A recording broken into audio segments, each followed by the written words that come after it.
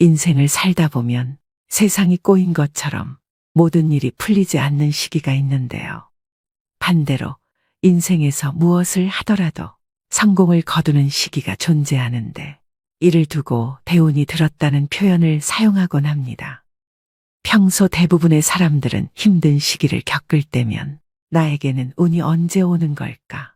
혹시 운이 지나갔나? 내 인생은 그냥 이렇게 살다가 끝나는 건가라고 생각하실 겁니다. 이런저런 걱정들로 지금도 밤잠을 못 이루고 눈물로 세월을 보내시는 분들이 많으실 텐데요. 이럴 때 정말 대운이라도 찾아와서 내 인생이 활짝 펴졌으면 얼마나 좋을까요? 하지만 이제 걱정 붙들어 매시라고 말씀드리고 싶은데요. 바닥을 친 이후에는 반드시 올라갈 일만 남아 있습니다. 불운에서 호운으로 바뀔 때는 1년에서 3년 정도 인생에서 가장 힘든 시기를 보내게 됩니다. 즉 극적으로 운이 바뀌는 징조가 생긴다고 하는데요. 새로운 환경과 새로운 사람을 만나게 되고 이직이나 이사를 하게 되는 등 대운이 움직이는 시기에는 내가 움직이지 않더라도 상황이 나를 움직이게 만듭니다. 노력한 것 이상의 성공이 따르고 노력한 것 이상의 돈이 따르게 됩니다. 대운은 10년에 한 번 바뀌는 운입니다. 즉 10년 동안의 내 인생의 방향성을 의미하는데요. 지금 상태가 숨 막히게 힘들고 최악의 상태라고 느껴지신다면 대운을 맞이하는 마지막 시련을 준다는 것을 알아차리시고 이 시기를 잘 버티셔야 합니다. 우리가 일상 속에서 만나는 얼핏 보이는 징조들을 알아차리고 해석할 수 있다면 절망하고 좌절할 필요가 없습니다.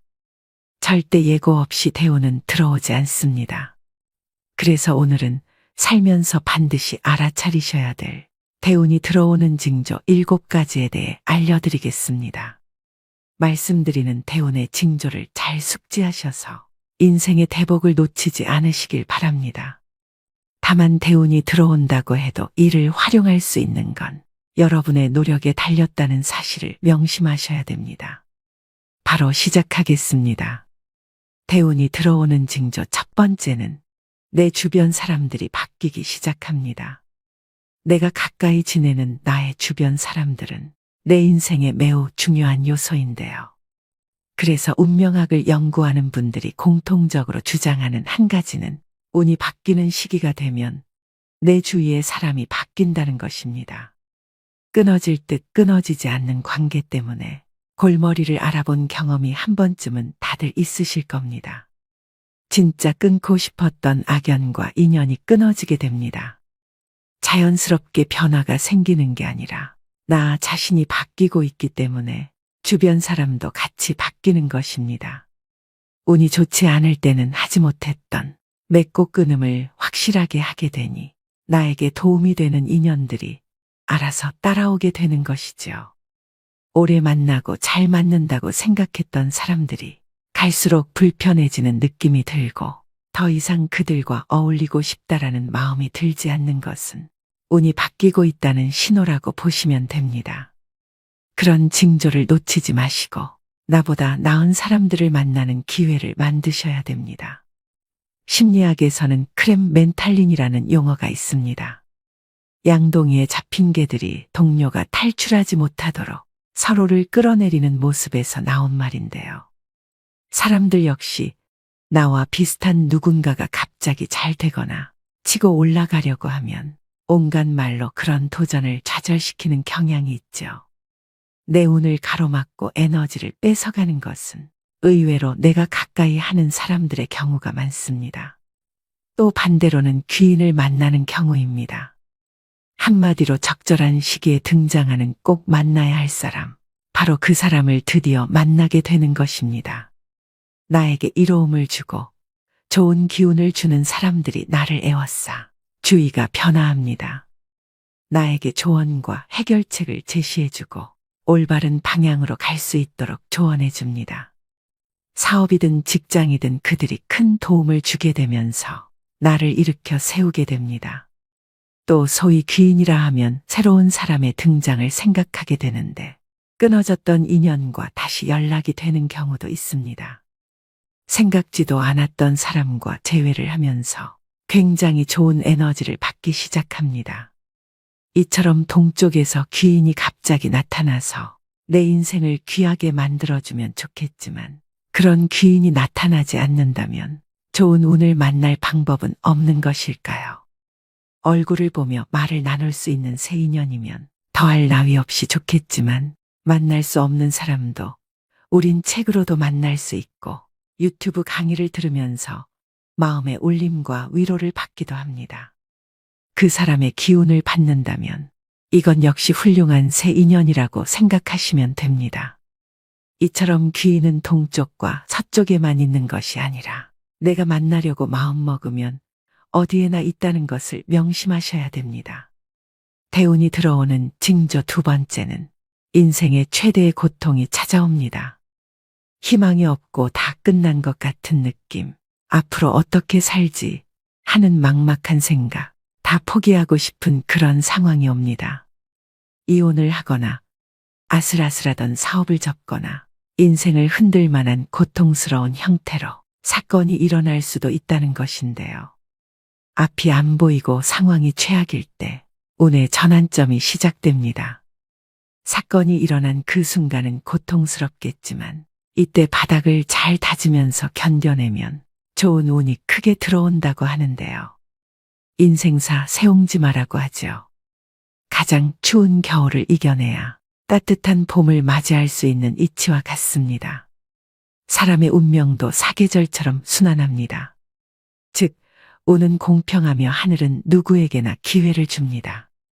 인생의 밑바닥에 온 것 같은 시기에는 좌절 대신 고통 속에서 많이 배우고 깨달음을 얻으셔야 됩니다.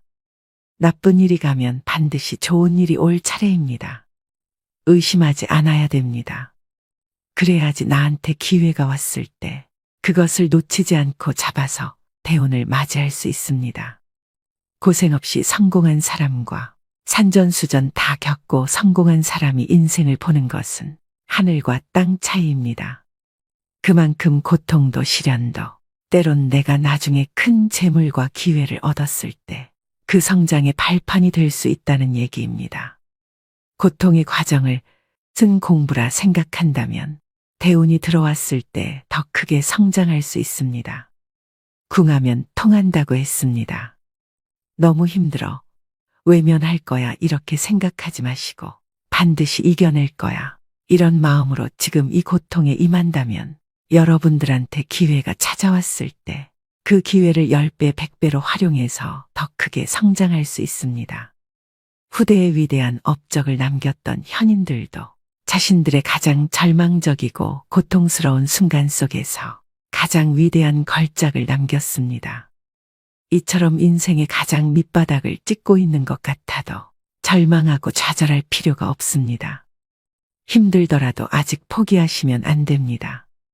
분명한 것은 다시 일어서고야 많은 사람에게 대운보다 훨씬 좋고 큰 일들이 쏟아져 내릴 것입니다. 대운이 들어오는 징조 세 번째는 얼굴의 화색과 찰색, 즉 피부색의 변화가 생깁니다. 평소에는 피곤에 찌들어 있거나 검고 탁한 얼굴빛이었는데 어느 날 갑자기 얼굴에 화색이 돌고 윤기가 납니다. 본인은 크게 느껴지지 않아도 주변에서 얼굴이 좋아졌다, 인상이 폈다 등의 말을 부쩍 많이 듣게 되는데요. 컨디션이 좋아지니 긍정적인 생각에 자주 웃게 되고 상대방이 나에게 자랑하듯 말해도 웃으면서 여유 있게 듣게 됩니다. 꼬인 마음 상태가 없어지니 나를 돌아볼 수 있는 시간도 충분히 가질 수 있게 됩니다. 그럴 때 좋은 운이 찾아옵니다. 또 운의 방해 세력인 점이나 상처, 기미 죽은 깨 이런 것들이 차츰 옅어지게 되고 이마, 양광대, 코, 턱이라고 불리는 오악이 빛나게 됩니다. 여러분, 얼굴은 마음의 심상입니다. 내 마음이 평온하다면 얼굴의 표정이나 피부색으로 바로 표출되죠. 이마에서 빛이 나고 얼굴에서 광채가 나면 대운이 들어오는 신호라고 보시면 됩니다. 지금 거울을 봤는데 얼굴색이 어둡고 안 좋아. 어떻게 해야 되지? 라고 생각하실 수 있습니다. 이럴 땐 화장으로 커버하시면 됩니다. 화장이라는 것은 내 인상을 좋은 인상으로 바꿔줄 수 있는 보안술이라고 생각하시면 됩니다. 얼굴이 칙칙하고 새카맣다고 그냥 놔둘 게 아니라 화장으로 커버하시고 입술에 립스틱이라도 발라서 혈색을 돌게 하셔야 복이 들어옵니다. 대운이 들어오는 징조 네 번째는 주변 환경이 바뀝니다. 자신이 주로 생활하는 생활 환경의 변화로 이사, 이직, 부서 이동 등 예기치 않게 주변이 바뀌어야 하는 일이 일어나게 됩니다. 환경이 저절로 내가 원하는 쪽으로 바뀌어주면 가장 좋겠지만 지금 내가 내 주변에 뭔가를 바꾸고 싶다는 생각의 변화가 일어나고 있다면 그것은 좋은 운으로 바뀌는 징조가 될 수 있는데요. 평소와 다를 바 없는 방인데 갑자기 지저분해 보여서 물건을 정리하고 싶다는 생각이 들거나 갑자기 금연을 하겠다는 마음을 먹거나 갑자기 운동을 하고 싶다라는 생각이 듭니다. 별 생각 없이 다니던 직장인데 나의 역량을 좀 더 잘 펼칠 수 있는 다른 일을 해보고 싶다는 등 이런 생각의 변화들이 생길 때가 있습니다. 운이 좋아질 때가 되면 내가 바꿀 수 없는 환경 대신에 내가 바꿀 수 있는 환경에 더 집중하게 되고 바꾸고자 하는 의지가 생기게 됩니다. 그래서 나에게 생각의 변화가 있다면 무시하지 말고 귀를 기울일 필요가 있습니다. 바꾸고 싶은 마음이 드는데도 익숙한 환경에서 떠나는 것이 불안해서 애써 그 느낌을 무시하고 실행에 옮기지 못하는 사람들도 정말 많은데요. 바꿀 수 없는 상황은 담담히 받아들이고 내가 지금 당장 바꿀 수 있는 것에만 집중해서 자기의 운을 바꾸는 노력을 하셔야 다가오는 대운을 잡을 수 있음을 명심하셔야 됩니다. 다만 새로운 환경이 당장은 자신에게 아무것도 보장되지 않고 두렵게만 느껴질 수 있습니다. 있던 곳에 계속 머물러 있어서는 달라질 것이 아무것도 없기 때문에 사력을 다해서 걸어 나와야 합니다. 이런 노력들이 운을 바꾸는 하나의 계기가 되는 것입니다. 대운이 들어오는 징조 다섯 번째는 평소 잘 꾸지 않던 꿈을 꾸게 됩니다. 물꿈, 돈꿈, 조상꿈, 돼지꿈, 하늘을 날아다니는 꿈 등 길몽이라고 알려진 꿈을 꾸기 시작합니다. 얼굴도 알 수 없는 조상님이 찾아오거나 돌아가신 부모님, 할아버지, 할머니가 멀끔한 모습으로 자꾸 꿈에 보이기도 합니다. 복권에 당첨된 이들의 인터뷰를 잘 살펴보면 꿈을 꾸지 않은 경우도 있지만 최근 길몽을 꿨다고 답한 이들을 심심치 않게 발견할 수 있는데요. 이처럼 꿈자리가 좋은 것은 앞으로 다가올 희망찬 미래를 보여주는 단적인 예시가 될 수 있기 때문에 나에게 좋은 운이 들어오는 징조입니다. 기분 좋은 꿈을 자주 꾼다면 대운을 받아들일 준비를 하는 것이 좋습니다. 꿈자리가 좋은 것도 나한테 좋은 기회가 다가왔다, 좋은 운이 다가왔다는 것을 암시하는 거라고 그렇게 생각하시면 됩니다. 대운이 들어오는 징조 여섯 번째는 나의 마음가짐이 달라집니다. 과거 매사에 불평불만, 남 탓 부정적이던 모습은 사라지고 긍정적인 태도와 단점을 고치려고 하고 에너지가 상승하는 것을 느낀다면 이 또한 운이 좋아지는 징조입니다. 뿐만 아니라 긍정적인 생각을 하게 되면서 자연스럽게 마음의 여유가 생겨나게 됩니다. 어떠한 문제가 생기더라도 괜찮아, 그럴 수 있지 뭐. 마음과 생각도 긍정으로 변하지만 말 또한 예쁘게 하게 되는데요. 여유로워지기 때문에 내 자신을 돌아볼 수 있는 시간을 자연스레 갖게 되는 것입니다. 나 스스로를 돌본다고 하죠. 스스로에 대해 투덜거리게 되는 것이 줄어들고 감사할 것들이 늘어난다면 자신의 운명이 좋아지고 있는 징조입니다. 또 누군가를 돕고 싶은 마음도 생기게 되는데요.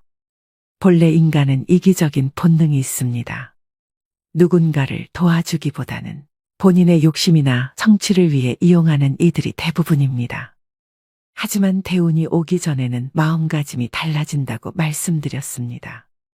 누군가를 돕고 싶은 선행의 마음이 생긴다면 하늘이 나에게 행운을 내려줄 것이라고 생각하고 마음껏 도우시면 됩니다. 반면 운이 나쁠 때는 저 사람 때문에 일이 너무 안 풀려. 저 녀석 때문에 내가 이렇게 망가졌어. 라고 생각하게 되는데 이런 상태에서는 절대 운이 들어오지 않습니다.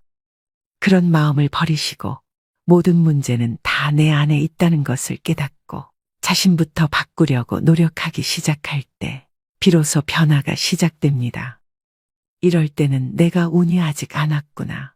마음 수양을 더 해야겠다. 그렇게 생각하시면 됩니다.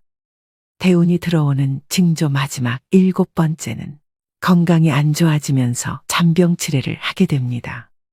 살다 보면 갑자기 몸이 아파질 때가 있으실 겁니다.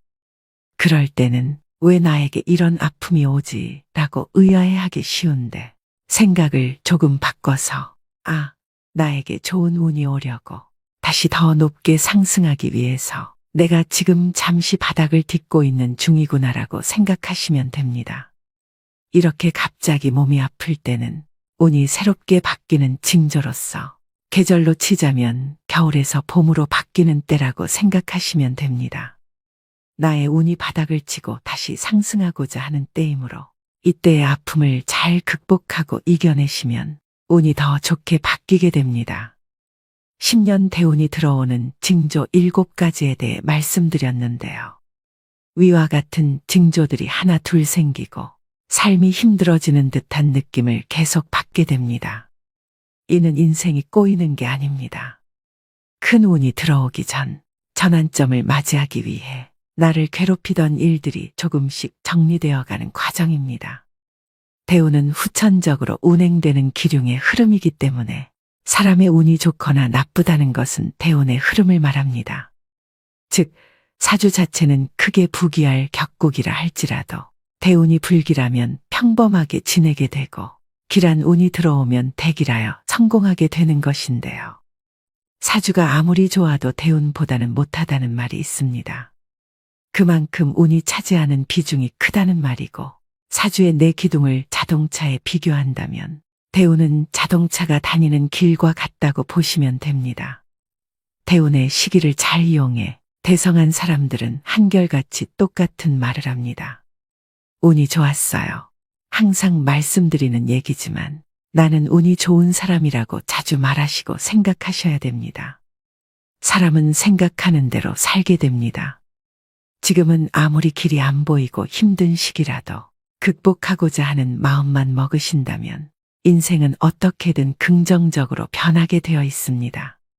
하지만 운이 좋지 않은 사람들은 생각하는 것, 선택하는 것, 행동하는 모든 것들이 전부 자신에게 해로운 것들이고 기회가 와도 못 잡는 경우가 대부분인데요.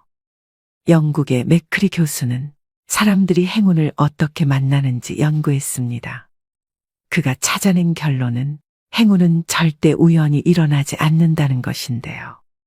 자신의 범위를 좁게 한정짓지 않고 시야를 넓히는 사람일수록 낯선 것에 저항하지 않고 새로운 가능성을 열어놓은 사람일수록 행운을 만날 확률이 높아진다는 것을 발견했습니다. 신에게 날마다 기도하던 사람이 생활고로 더 이상 못 살게 되자 자살하기 전에 하나님께 욕을 했다고 합니다. 도움을 달라고 그렇게 기도했는데 왜 자신이 빈곤에 허덕이게 하느냐고 말이죠. 그 욕을 들은 신이 나타나서 이렇게 말했다고 합니다. 나는 너의 기도를 들으면서 도와주려고 기다리고 있었는데 너가 뭐라도 해야 어떻게든 내가 도와줄 텐데 아무것도 하지 않으니 도와줄 방법이 전혀 없었다라고요. 주식 한 주 사본 적이 없고 장사 한 번 한 적이 없는데 내가 너를 어떻게 도와줄 수 있겠느냐. 그런 주제에 신을 욕하니까 열이 받아서 나왔다. 라고 하는 우스갯소리가 있습니다. 길에서 금덩이를 주어서 성공하고 싶은 것이 아니라면 내가 할 수 있는 건 뭐라도 하면서 오늘 기다려야 한다는 것입니다. 여러분은 대운이 왔을 때 미리 알고 잘 대처하시고 작은 노력에도 그 이상의 큰 결과를 얻으셔서 앞으로의 남은 여생을 순조롭게 살아가시길 바랍니다. 오늘도 노후의 지혜와 함께 해주셔서 감사드립니다. 황금빛으로 무르익어가는 여러분의 지혜로운 인생을 언제나 응원합니다. 오늘은 조금 무겁지만 우리가 꼭 알아야 할 이야기를 해볼까 합니다. 또 피하고 싶지만 누구도 피할 수 없는 주제이기도 한데요. 제가 평생 동안 들었던 인생의 조언 중에 과연 최고라고 자신있게 꼽을 수 있는 말씀입니다. 세상에 없는 세 가지와 우리가 알고 있는 세 가지, 그리고 우리가 모르는 세 가지에 대해 이야기 나누고 싶습니다.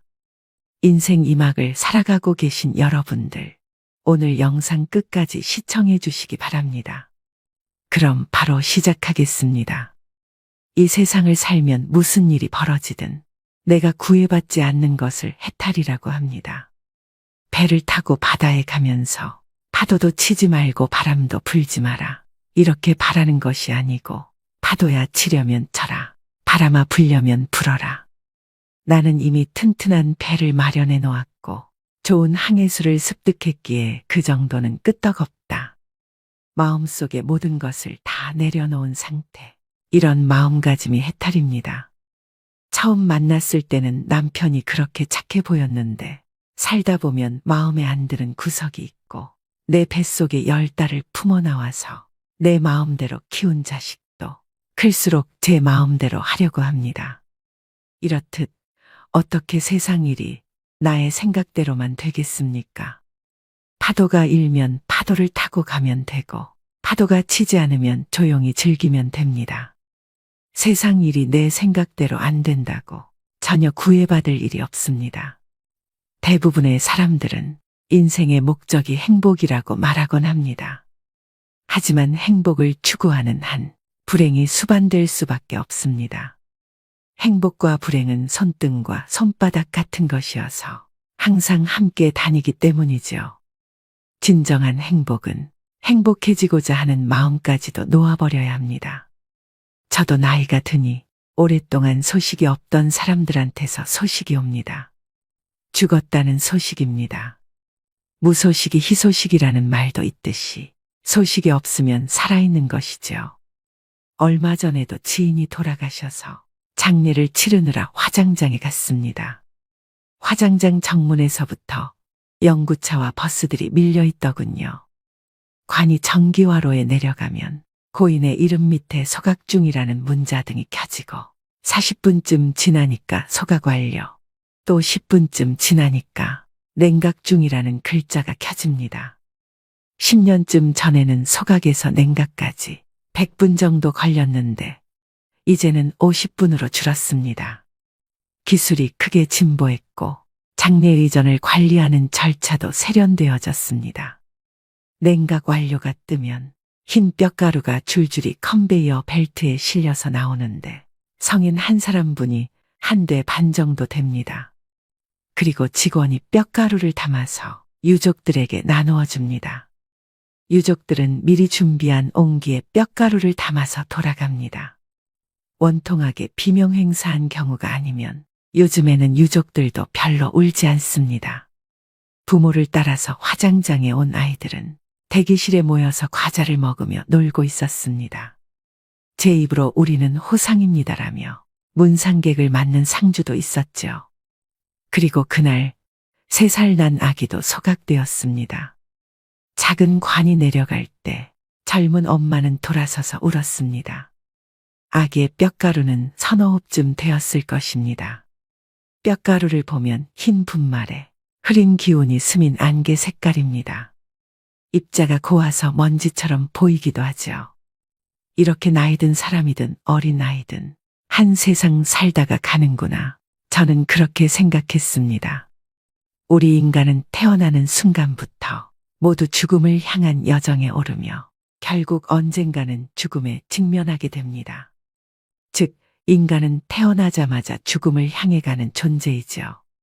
금방 있던 사람이 금방 없어졌는데 뼈가루는 남은 사람들의 슬픔이나 애도하는 사소한 관련도 없고 수명이 다하고 업이 다한 것을 말해줄 뿐입니다.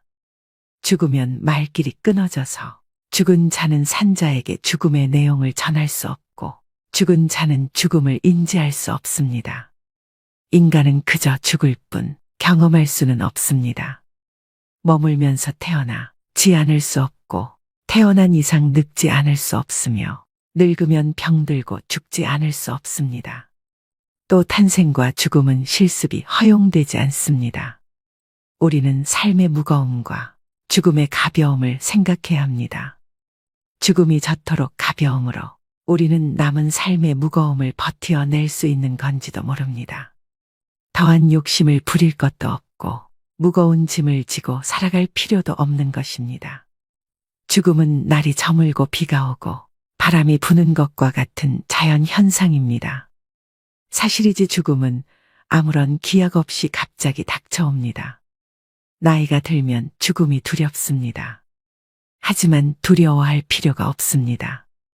그저 일상생활을 하듯이 세수를 하고 면도를 하듯이 그렇게 가볍게 죽어야겠구나 하며 미리 정해놓을 일만 생각하세요. 돈 들이지 말고 죽자. 주변 사람들 힘들게 하지 말고 가자. 질척거리지 말고 지저분한 것들을 남기지 말고 가자. 빌려온 것이 있으면 다 갚고 가자. 남은 것이 있으면 다 주고 가자. 입던 옷을 깨끗이 빨아입고 가자. 이렇게 말입니다. 죽음학자인 퀴블러로스는 죽는 과정을 부정하고 왜 내가 죽어야 하느냐며 화를 내고 조금만 더 살게 해달라 타협하다가 우울감에 빠지며 결국 받아들이는 상태로 요약했습니다. 물론 꼭 모든 단계가 순서대로 찾아오는 것은 아닙니다. 어떤 사람들은 끝까지 자신의 죽음을 부정해 마지막까지 최선을 다해 치료에 임하고 처음부터 체념하고 사후 세계에 몰입하는 이들도 있습니다. 자신의 삶이 충분히 의미가 있었다고 믿는 사람과 의연하게 죽어가는 과정을 가까이 지켜본 경험을 가진 사람이 자신의 죽음을 잘 받아들입니다. 죽음을 앞두고 집에 있는 서랍과 수납장을 들여다보면 이 쓰레기 더미 속에서 한 생애가 지나간다는 생각에 서글퍼지는 순간이 옵니다. 똥을 백자 항아리에 담아서 냉장고에 넣어둔 꼴이죠. 지금까지 내가 지니고 있었던 것이 거의 전부가 쓰레기였다는 것을 죽음을 앞두고서야 깨닫습니다. 정작 내가 하고 싶었던 일들은 아직 아무것도 하지도 못했는데 왜 그렇게 두 손에 꽉 쥐고 놓지 못하는 인생을 살았나 하는 생각이 듭니다. 인생은 후회의 연속이라지만 욕심을 내서 살았던 지난날을 떠올리면 그 마음이 너무 공허합니다.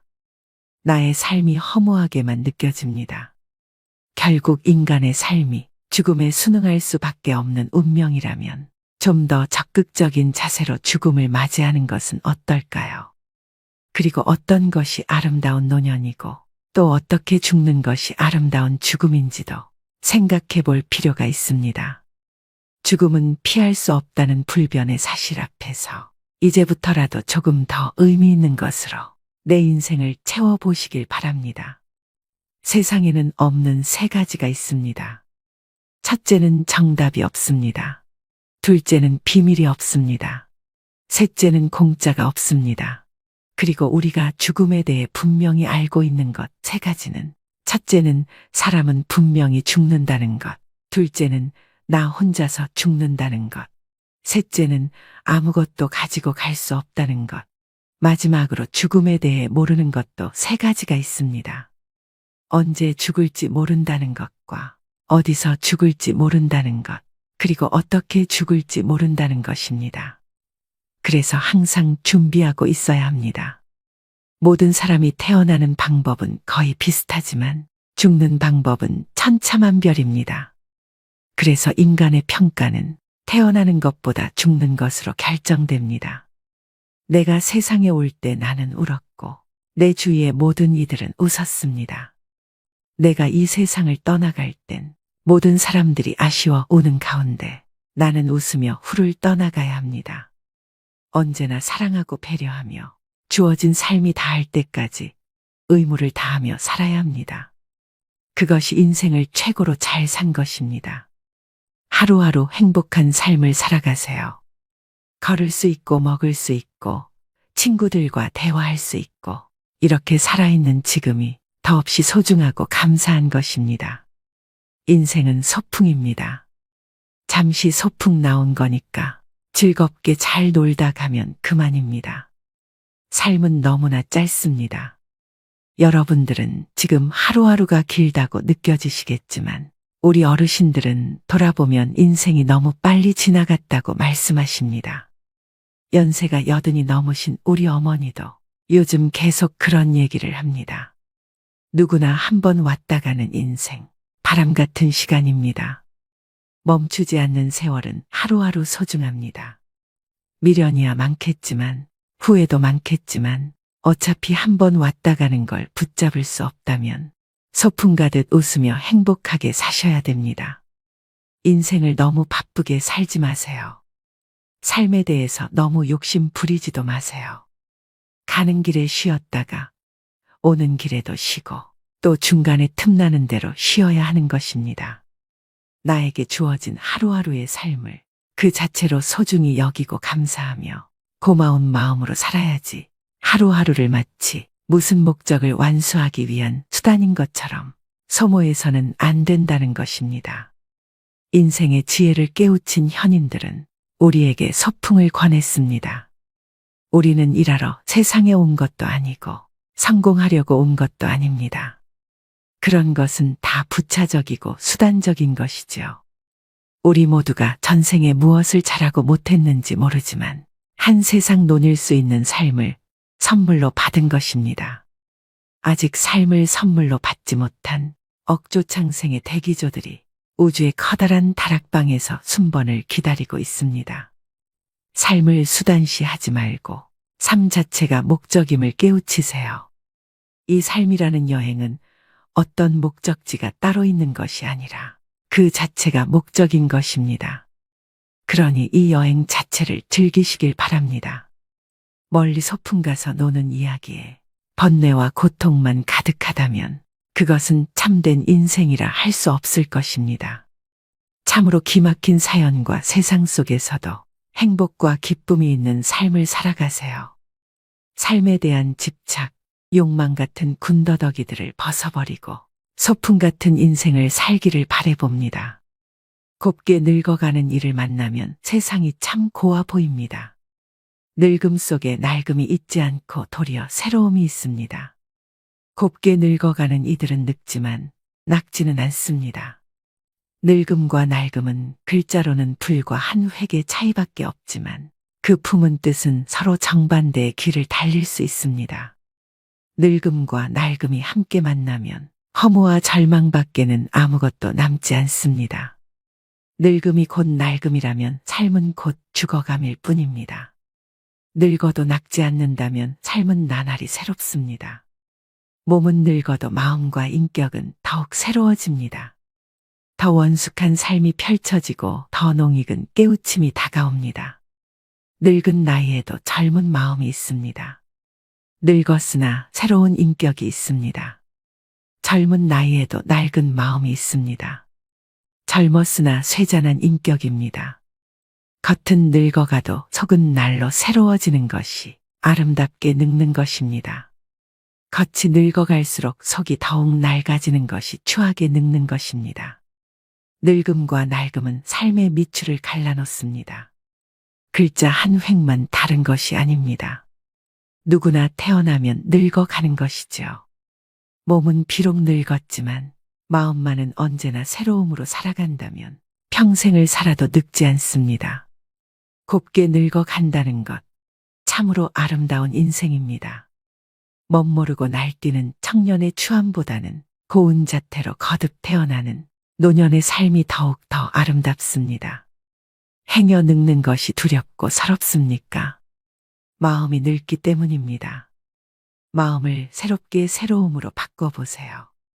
늘어가는 나이테는 인생의 무게를 보여줍니다. 그만큼 원숙해진다는 것이겠죠. 늙음은 새로운 원숙입니다. 어느 바람에 지는 줄 모르는 낙엽이 땅에 떨어지기까지는 순간이지만 그럼에도 자세히 관찰해보면 그것은 분명히 절규가 아니라 춤추는 모습입니다. 낙엽이 지기 전의 마지막 모습은 아름다운 단풍이었습니다. 말년의 인생 모습도 단풍처럼 화사하고 봄꽃보다 고운 잘 물든 단풍처럼 장엄합니다. 마치 해질녘의 저녁 노을처럼 말이죠. 인간은 누구나 삶의 유혹과 죽음의 공포, 이 두 가지에서 벗어나고자 고민하는 것이 인생의 참 공부입니다.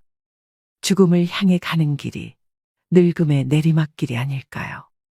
인생도 오르는 길은 힘듭니다. 그래도 내려가는 길은 더더욱 어렵습니다. 그래서 삶의 길을 멋지게 내려가는 길을 찾지 않으면 안 됩니다. 제 30년 지기 친구의 아버지는 섬진강 상류의 산골 마을에서 평생 농사를 지으며 사셨다고 합니다. 친구의 아버지가 돌아가실 때 친구를 불러놓고 유언을 하셨는데, 네 어머니가 방마다 아궁이에 불 떼느라고 고생을 많이 했다. 부디 연탄 보일러를 놓아드려라 라고 말씀하셨다고 합니다.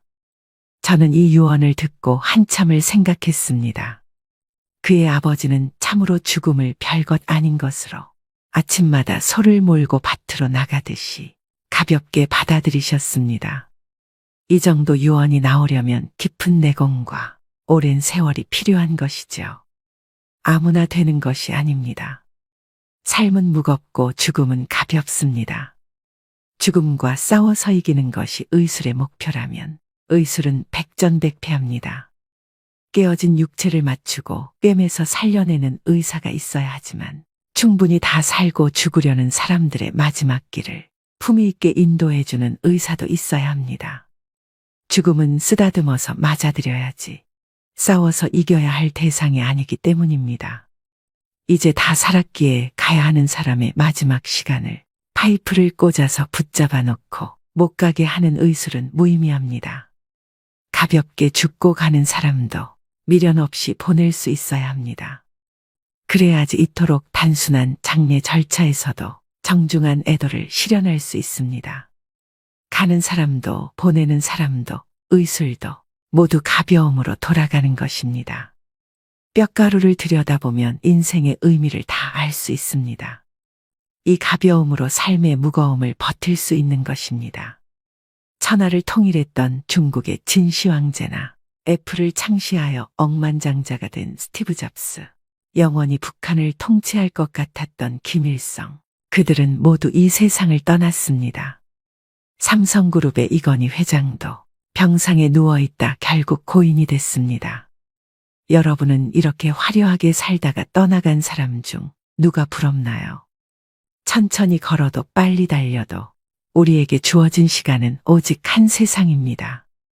덜어는 조금 살다가, 덜어는 오래 살다가 우리는 결국 가야 할 곳으로 떠나갑니다. 소중한 시간을 사랑하고 이해하며 사세요. 우리에게 주어진 둘도 없는 삶. 지난 날을 돌이키며 후회하기보다는 나에게 남은 하루하루를 아름답게 가꾸는 일에 희망을 거시길 바랍니다. 그렇게 행복한 세상이 만들어지는 것입니다.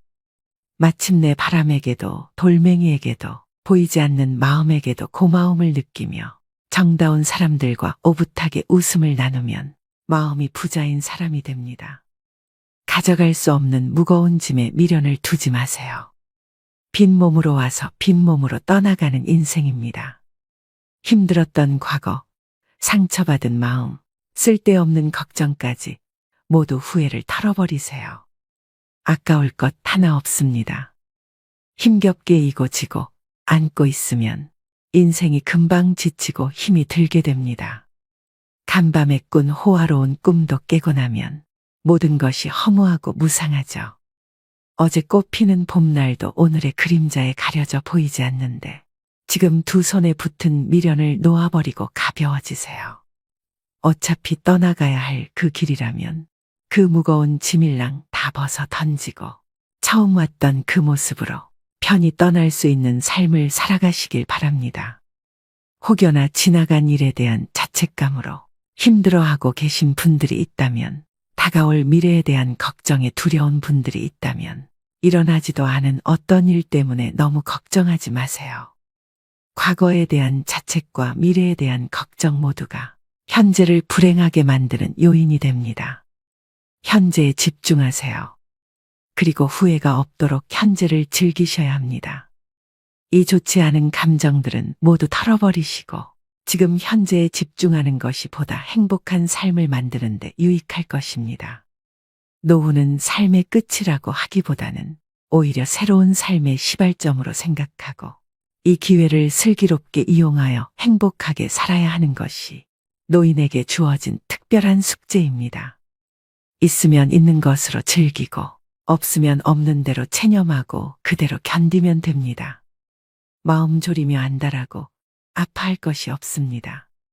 하루하루가 값진 인생이기에 의도적으로 가치 있는 인생을 살도록 노력하며 의미 있는 삶을 살아야 제2의 선물의 삶을 멋지게 보내는 의미를 다하는 것입니다.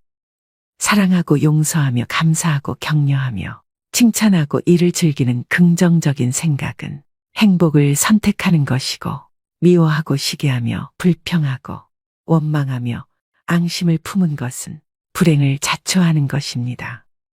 욕심과 기대는 줄일수록 편해지고 사랑과 감사와 희망은 늘려가야만 더욱 즐겁고 행복해집니다.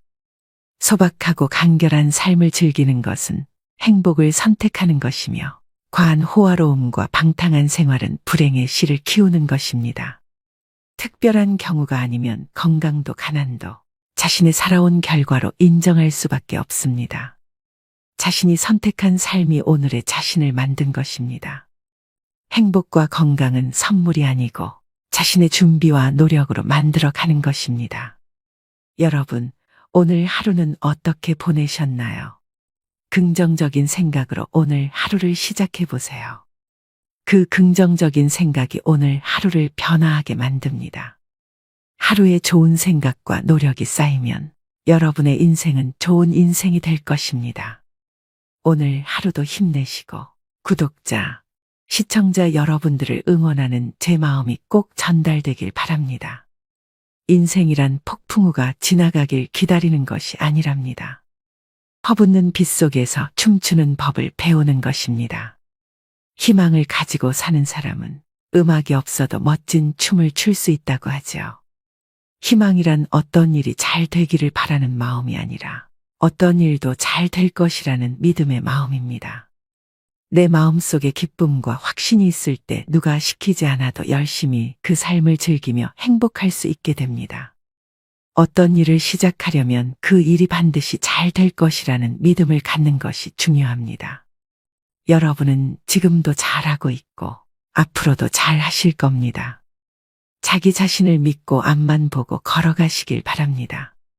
마지막으로 천상병 시인의 귀천을 읽어드리면서 오늘의 영상 마무리하겠습니다. 나 하늘로 돌아가리라. 새벽비와 닿으면 쓰러지는 이슬 더불어 손에 손을 잡고 나 하늘로 돌아가리라. 노을빛 함께 단둘이서 기슭에서 놀다가 구름 손짓하면은 나 하늘로 돌아가리라. 아름다운 이 세상 소풍 끝내는 날 가서 아름다웠더라고 말하리라. 오늘도 노후의 지혜와 함께 해주셔서 감사드립니다.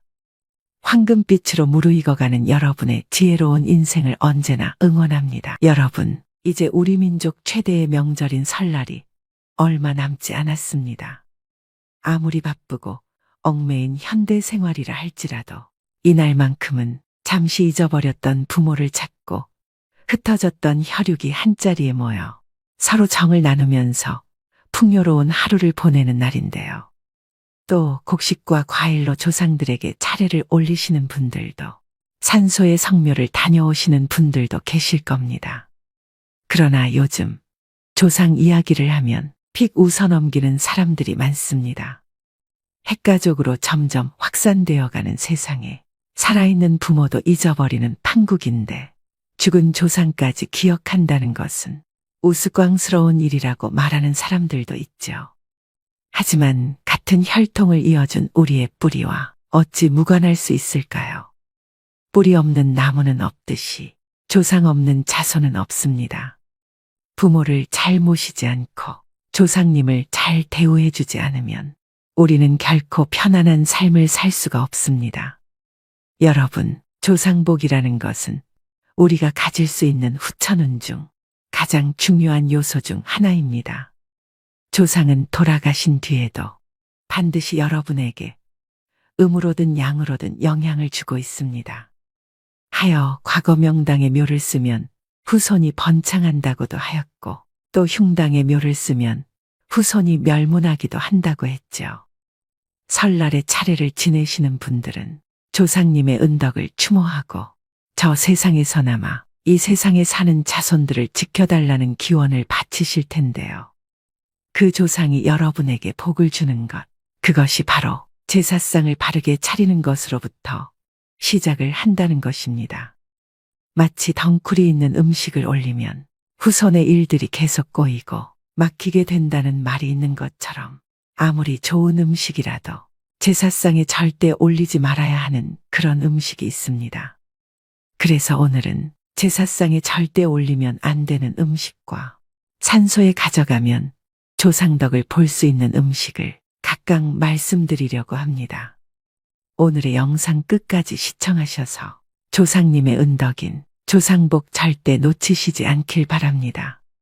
제사상에 절대 올리면 안 되는 음식 첫 번째는 복숭아입니다. 여러분, 이 복숭아는 귀신을 쫓는 과일입니다. 그래서 무당이 굿을 할 때나 귀신 들린 사람을 위하여 푸닥거리를 할 때에는 복숭아 나무 가지를 사용하곤 했다고 합니다. 봄에 복숭아 나무가 가장 먼저 양기를 최대치로 머금고 가지를 뻗기 때문에 동쪽으로 뻗은 복숭아 가지만 사용했다고 하는데요.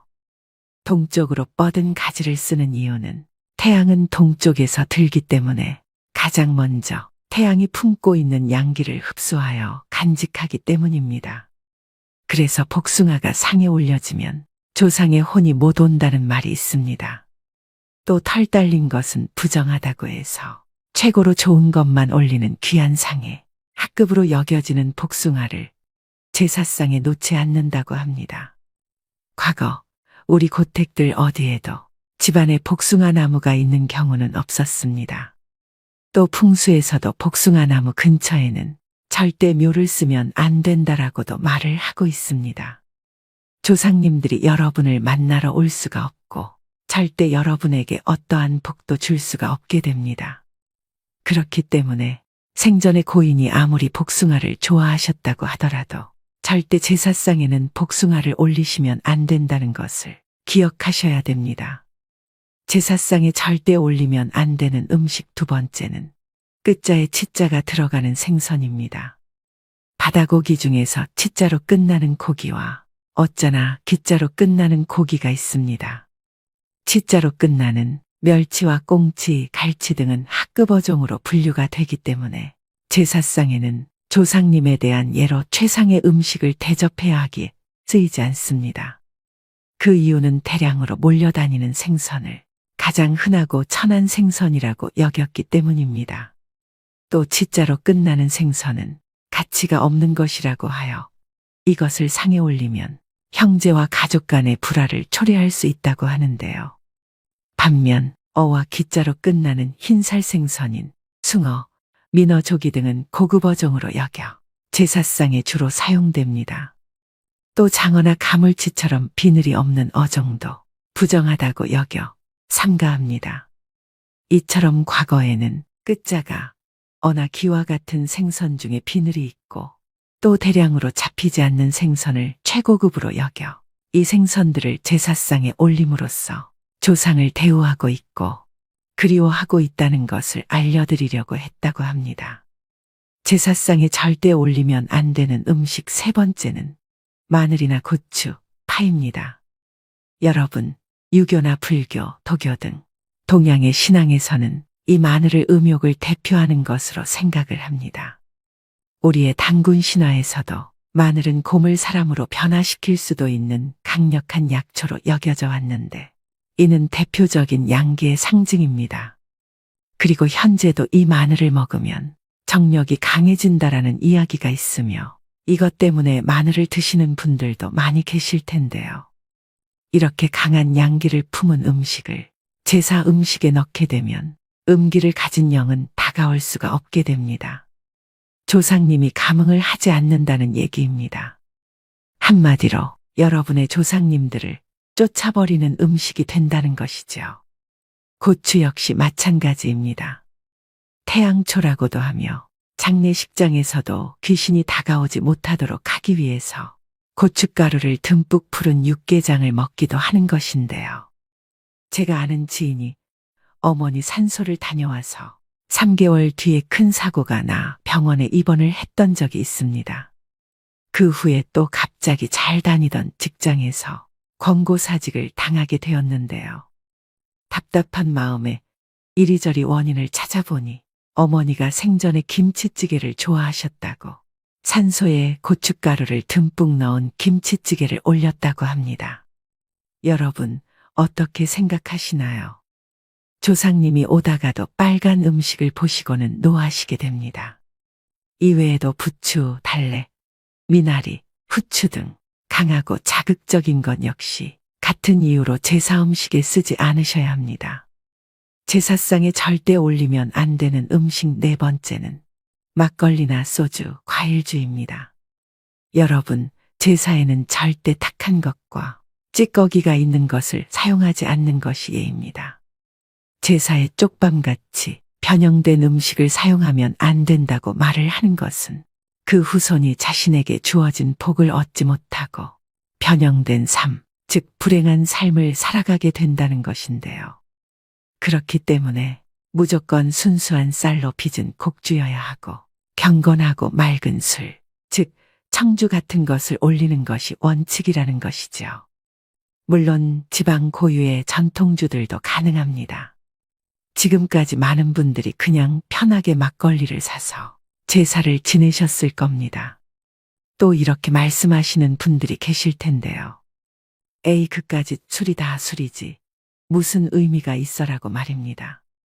찌꺼기가 내려앉는 막걸리, 또 막 걸러서 먹는다고 하여 만들어진 막걸리는 그냥 일상에서 먹는 술이지 절대 정성과 의미를 따져야 하는 제사상에는 올려서는 안 되는 술임을 기억하셔야 됩니다. 제사상에 절대 올리면 안 되는 음식 다섯 번째는 붉은색의 곡물입니다. 붉은색이 들어간 대표적인 곡물이 바로 팥입니다. 동짓날에 팥죽을 먹는 것은 음기가 가장 강한 날인 동지에 이 양기 곡물인 팥으로 조화를 맞춘다는 의미가 있기도 하지만 사실 이 동지는 귀신들이 가장 많이 돌아다니는 날입니다. 이 팥이 귀신을 쫓는 곡물이기에 동지가 되면 사람들은 동지 팥죽을 쏘어 나쁜 귀신을 쫓고 집안이 평안하기를 기원하는데요. 팥시루떡이나 팥앙금이 들어간 떡 역시 제사상에 올리지 않고 보통 팥시루 대신 콩시루떡을 놓기도 합니다. 귀신을 쫓는 부적을 붉은색으로 만드는 이유도 같은 이치입니다. 이렇게 붉은색이 들어간 것은 과일을 빼고는 무조건 피하셔야 합니다. 여러분, 조상님들이 여러분의 융숭한 대접을 흐뭇하게 잘 받고 돌아가셔야 여러분들에게 은덕을 주실 수 있음을 명심하셔야 됩니다. 제사상에 올리면 조상복을 쫓는 음식 5가지에 대해 알려드렸는데요. 제사상이나 차례상을 차리실 때는 우리 아버지가 좋아했던 어머니가 살아생전에 맛있게 드셨던 음식 위주로 차리시면 됩니다. 우리 아버지가 보쌈을 좋아하셨으면 돼지고기 수육을 하시면 되고 어머니가 피자를 좋아하셨으면 피자를 올리셔도 상관은 없습니다. 다만 고인이 생전에 좋아하셨던 음식이라도 위에서 알려드린 음식 5가지만큼은 절대 올려놓으시면 안 됩니다. 꼭 기억하시길 바랍니다. 여러분은 보통 산소에 성묘 가실 때 어떤 음식을 가져가시나요? 조상님이 좋아했던 음식을 가져가시면 좋지만 그 음식만 가져간다면 큰 덕을 보기는 힘듭니다. 살아있는 사람과 마찬가지로 조상님들도 좋아하는 음식이 있는데요. 다가오는 설에 산소에 가실 때는 이것을 함께 가져가 보시기 바랍니다. 조상님이 감동해서 복과 재물을 내려주실 겁니다. 산소에 가져가면 조상덕을 보실 수 있는 음식 첫 번째는 삼색과일입니다. 이왕이면 산소에 다녀와서 일도 잘 풀리고 돈도 잘 벌면 좋겠죠. 우리 조상님들이 정말 흡족해 하시는 그런 과일이 있습니다. 옛날에는 제사를 지낼 때 홍동백서인 오색 과일에 맞춰서 제사를 지냈는데요. 지금은 홍동백서는 아니라도 삼색 과일은 꼭 맞춰서 들고 가셔야 됩니다. 사과, 배 그리고 감을 추천드립니다. 밤, 대추는 생략하셔도 됩니다. 성묘의 과일을 준비한다는 것은 조상님들이 봤을 때 우리 자손들이 이렇게 구색을 갖춰서 챙겨왔구나. 정성이 담겨 있구나. 내가 뭐라도 도와줘야 되겠다. 이런 마음을 불러일으킨다고 합니다. 산소에 가실 때 과일은 생략하시는 분들도 계실 텐데 그렇게 하지 마시고 꼭 삼색 과일은 올리시라고 말씀드리고 싶습니다. 산소에 가져가면 조상덕을 보실 수 있는 음식 두 번째는 식혜입니다. 옛날에는 제사 지낼 때 식혜가 빠지지 않았습니다. 식혜를 만들어 보신 분들은 아시겠지만 정성이 어마어마하게 들어가는 음식인데요. 내가 직접 담지는 못하더라도 산소 가실 때 식혜 한 병을 꼭 사서 들고 가시길 바랍니다. 마지막으로 제사를 지내시거나 산소에 성묘를 하러 가실 때 이것만은 주의하셔야 되는데요. 좋은 덕을 받으러 갔다가 오히려 화를 입는 경우가 생길 수 있습니다. 첫 번째로 제사상을 차리기 전에는 반드시 집 청소를 하셔야 합니다. 여러분, 제사상 근처에 절대로 있어서는 안 되는 것이 바로 머리카락입니다. 물론 이 머리카락이 귀신을 쫓는다라는 의미도 있지만 사실 이것은 소홀한 마음입니다. 정성인 것이지요. 음식을 준비하는 정성과 음식을 차리는 정성이 바로 조상님에 대한 존중이고 이해를 갖추는 것입니다. 제사상을 차리시기 전에 반드시 깨끗이 청소하셔야 됩니다. 그래야 여러분들의 정성과 염원이 조상님들에게 그대로 전달이 되어 여러분들은 조상복을 제대로 얻으실 수 있게 됩니다. 두 번째는 제삿날에는 절대 가족 간의 갈등을 보여서는 안 됩니다. 후손들의 화목한 모습 또 다정한 모습을 보여주어야 조상님들 역시 여러분에게 뭔가를 주고 싶어 하시게 됩니다. 그날 하루만큼은 절대 다투시거나 화가 나도 인상을 쓰지 마시길 바랍니다. 그것이 바로 조상복을 제대로 얻는 원칙입니다. 마지막 세 번째는 진짜 중요한 이야기입니다. 산소에 들고 가신 음식이 보통 남으실 텐데요. 그럼 아까워서 이걸 다시 집으로 가져오는 경우가 있습니다. 이런 경우는 탈이 날 수 있기 때문에 조심하셔야 됩니다. 산소로 나갔던 음식은 귀신들이 감흥을 한 번씩 했던 음식입니다. 그렇기 때문에 남은 음식을 들고 오시면 안 좋은 기운이 우리 집안에 따라 들어오게 됩니다. 상갓집에서 먹었던 음식이 맛있다고 집에 싸우는 것과 같은 이치입니다. 웬만하면 산소에 차렸던 음식은 거기서 모두 해결을 하고 집으로는 들고 오지 말아야 됩니다. 여러분, 고시래라고 다들 아실 겁니다. 제사가 끝난 뒤에 제사 음식을 조금씩 떼어서 밖에 놔두시죠. 산소에 가서도 고시래를 하시면 다양한 영들이 와서 거기서 먹고 자리는 끝이 납니다. 그렇기 때문에 산소 가실 때는 남은 음식을 밖에서 다 먹고 들어가시는 걸 추천드립니다. 오늘의 영상 어떠셨나요? 다가오는 명절이 모든 분들에게 같은 의미일 수는 없을 것입니다. 어떤 이들에게는 가족들과 함께하는 즐거운 명절이 될 수도, 또 어떤 이들에게는 외로움과 고독감이 더욱 사무치는 날이 될 수도 있으실 겁니다. 옆집은 하하호호 웃음꽃을 피우고 동네 가득 전 부치는 기름 냄새가 가득한데 열리지 않는 대문을 그저 바라보며 홀로 시간을 보내시는 분들도 계실 텐데요. 주변에 그런 분들이 계시다면 그날만이라도 서로 맛있는 음식도 나누고 말동무도 되어드린다면 모두가 더없이 풍요롭고 따뜻한 명절이 될 것입니다. 어려운 이웃을 외면하지 않고 조금의 관심이라도 표현해 주신다면 더 살기 좋은 세상이 될 것입니다. 저 또한 우리 구독자, 시청자분들이 댓글로 남겨주시는 값진 응원과 좋은 말씀들이 더 좋은 영상을 만들 수 있는 원동력이 됩니다. 이처럼 타인에게 베푸는 덕은 후에 나의 복으로 분명 돌아올 것입니다. 모든 분들이 따뜻하고 행복한 명절을 보내실 수 있게 기원 또 기원하겠습니다. 또 새해에는 복되고 즐거운 일들만 가득하시길 바랍니다. 더불어 오늘 알려드린 내용을 잘 숙지하셔서 잘 모르셨던 분들은 지금부터라도 제대로 하시고 실수를 범하는 일이 없도록 하셔야 됩니다. 모르는 것이 쌓이면 재앙이 와도 대처를 잘못해 고통이 크듯 조상을 잘못 모시면 그 끝은 자손들의 고난으로 이어진다는 것을 명심하셔야 됩니다. 모두 주의하셔서 집안의 번영을 얻으시길 바랍니다. 마지막으로 중년의 명절이란 시를 읽어드리면서 오늘의 영상 마무리하겠습니다. 말이 없다 해서 할 말이 없겠는가. 마음이 복잡하니 생각이 많을 수밖에. 고향 참마루에 걸터앉아 쓸쓸한 바람소리 듣노라니.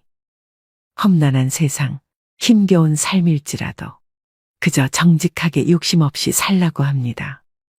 어진 목소리, 메아리 같은 그 말씀.